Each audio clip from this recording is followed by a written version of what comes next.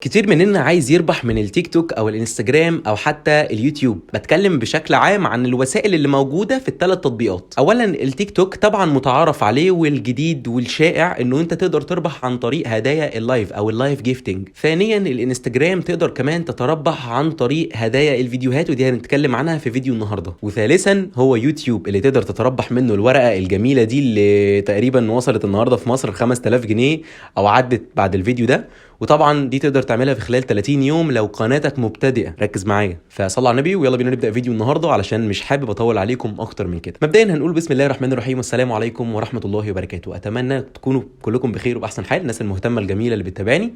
وما تنساش ان انت تعمل لايك وشير وسبسكرايب عشان الدنيا تمشي كده والوضع يكون خفيف وانت تكون خفيف وانا اكون خفيف. انا همسك لك اول حاجه هو الانستجرام، هفهمك بس الموضوع بيمشي ازاي وليه انت يا بيدو شرحت زي الفيديو اللي قدامك ده. اولا انا اتكلمت عن الشائع، الخطوات اللي تقدر ان انت تتوفر فيك عشان تقدر تربح. انت فاهم اللي هو انت ما تعملش حاجه غلط، مثلا تنزل منشورات وتتبع السياسات، الدول اللي متاح فيها زي موضوع التوثيق بالظبط اللي انا اتكلمت عنه. وبالفعل في الدول اللي كانت زي استراليا وزي كندا وزي امريكا بعدها بشهرين ثلاثه ابص الاقي ان التوثيق تقدر توثقه في مصر، وده الفيديو كمان. فده كان نوع من انواع الفيديوهات التوعويه، وفي نفس الوقت اللي هو انا بوعيك يعني وبقول لك تعمل ايه علشان حتى لو اتيحت في مصر والدول العربيه انك تكسب عن طريق 1000 مشاهده مثلا ب 20 سنت او بدولار زي نظام اليوتيوب، تبقى انت بتستوفي الشروط ان انت ما عملتش اي حاجه غلط، ما نشرتش اي اساءه. البنود اللي كان انستجرام حاططها احنا تتبعناها، فده المراد من الفيديوهات الاخيره. الفيديو ده بقى حابب اوريك صوره بسيطه وممكن تقراها لو حابب، بس انا برضه هوضحها لك بالبلدي علشان تفهم. اهي الصوره.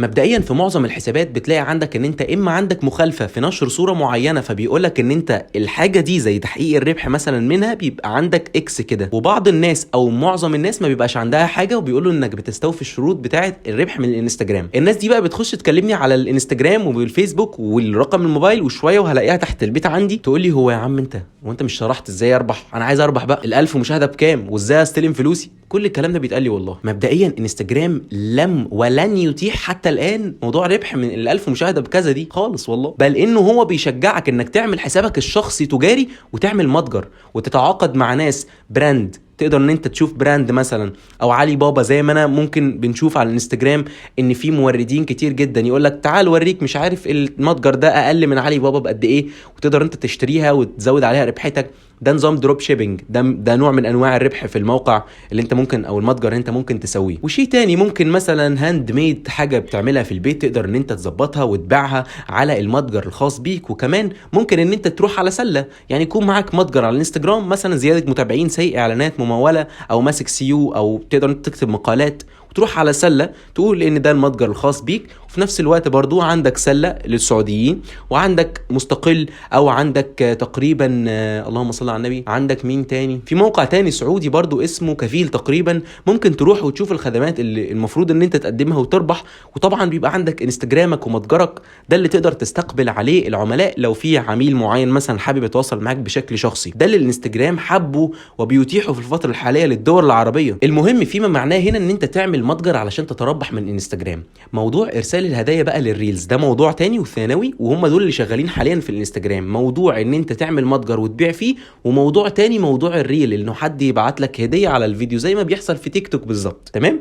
ودي طبعا ممكن نتكلم عنها بشكل تفصيلي. التيك توك بقى حابين برضو نتكلم عنه وبرضو بتفاصيل اكتر. مبدئيا موضوع لايف التيك توك واللي منتشر كتير جدا ان انت تفتح لايف ولازم يكون عندك برضو 1000 مشترك او 1000 متابع على تيك توك، وتستوفي شروط اللايف ان حد يبعت لك هدايا وانت تستلمها وتسحبها. عندك برضو لو جيت ضغطت على الملف الشخصي، خلينا برضو اصور لك كده سكرينه بسيطه علشان تفهم الموضوع. هتضغط كده على الثلاث شرطات اللي فوق على الشمال لو تاخد بالك. من خلال الثلاث شرطات دول هتبدا ان انت تضغط على ادوات المبدعين.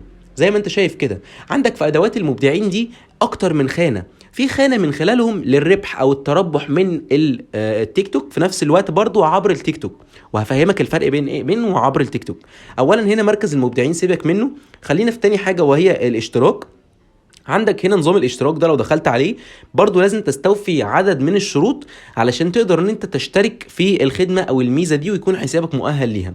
طبعا هنا بتقدر ان انت تعرض منتجاتك، وانا قلتها لك قبل كده على الانستجرام، ودي اللي بيحبذها كتير من مواقع زي تيك توك وانستجرام. فانا برضو بقول لك لو حابب تعرض منتجاتك، وانا مؤيد جدا لتيك توك، انت ممكن يكون عندك 5000 متابع، وطبعا ده انا ممكن اوفره لك بشكل حقيقي واعلانات ممولة هتلاقي الرقم في اول كومنت مثبت، تقدر تشتري 1000 متابع، 2000، 10000 ممول، مش فيك ولا اجانب، ممول من الدول زي السعوديه، الجزائر، الكويت، في الدول العربيه كلها. تمام. وتقدر تدوس على تقديم، وهنا بيسمح لك تيك توك شوب بتعمل شوب زي يوتيوب. ما هو يوتيوب برضو نفس النظام كده، عنده نفس الاوبشن، وقلد نظام التيك توك والانستجرام.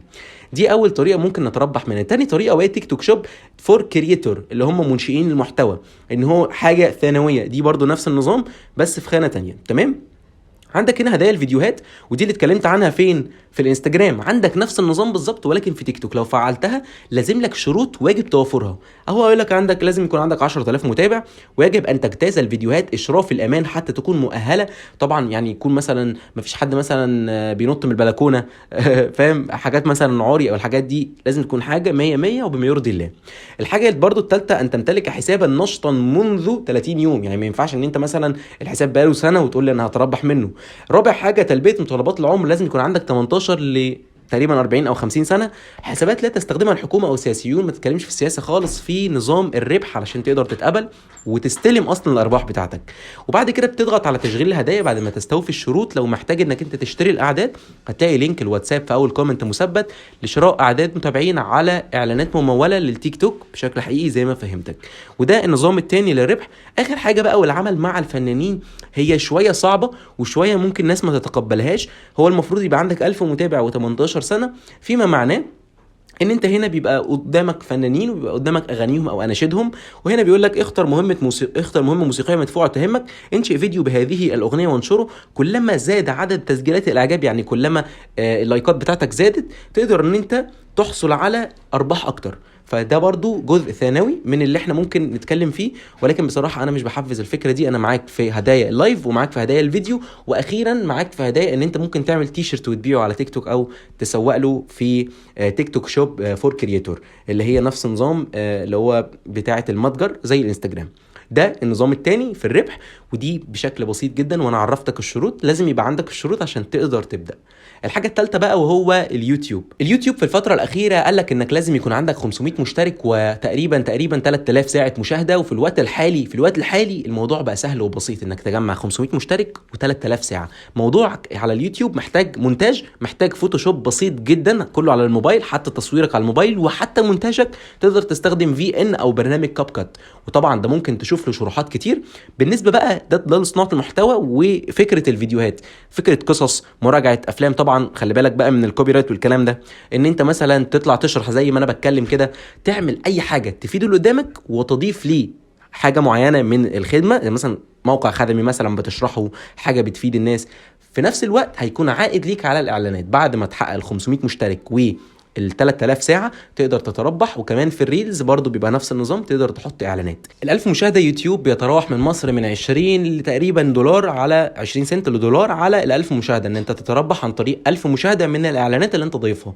طبعا الكلام ده ممكن نتكلم فيه بشكل اكبر، بس انا اللي ارشحه لك واللي يديم معاك اللي هو انستجرام متجر، ان انت تعمل متجر. ثانيا التيك توك بصراحة شغله كتير، وفي نفس الوقت محتاج ان انت تخش في الموسيقى، وانا اصلا ما بسمعش موسيقى، فده مش شغلي خالص بصراحه. ما اقدرش ان انا اقول لك يلا بينا نخش على التيك توك ونربح منه نسمع اغاني لا مش بتاعتي.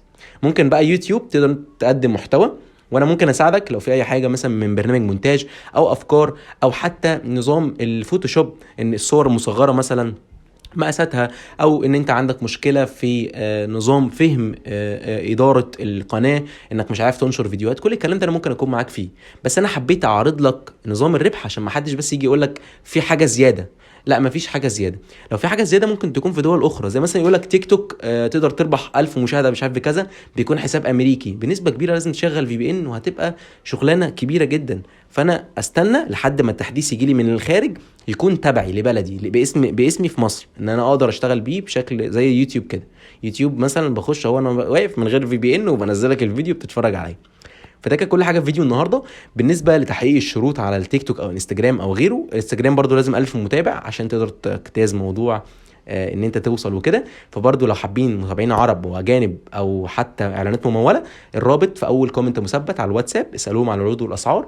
دي كانت الحاجات اللي انا كنت هوفرها لك النهارده، وباذن الله تستفيد وتفهم بس الدنيا ماشيه ازاي. والفيديو ده لكتير ناس مبتدئين مش فاهمين الموضوع. شكرا جدا على المشاهده، والسلام عليكم ورحمه الله وبركاته.